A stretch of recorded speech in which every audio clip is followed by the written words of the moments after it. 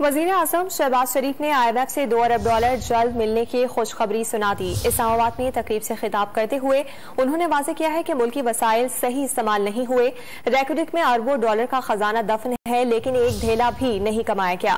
وزیر اعظم نے کہا کہ ملک کی تقدیر بدلنے کے لیے سب کو مل کر کام کرنا ہوگا۔ ڈاکٹر صاحب نے مجھے صبح ایک میسج بھجوایا کہ انشاءاللہ IMF سے ایک نہیں $2 ارب مل جائیں گے، اور انہوں ٹھیک کہا۔ میں نے نیچے لکھا الحمدللہ، لیکن اصل منزل ہماری خود انحصاری کی ہے، easier said than done۔ اور یہ ایک کولیشن گورنمنٹ ہے۔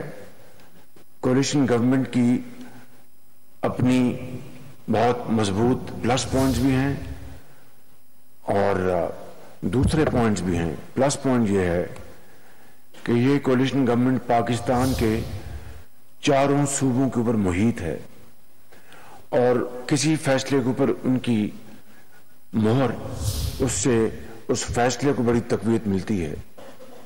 لیکن اس کے ساتھ فیصلوں کے اوپر مشاورت بذات خود ایک بڑا جمہوری عمل ہے، لیکن بعض اوقات بعض معاملات پر ایک لمبا،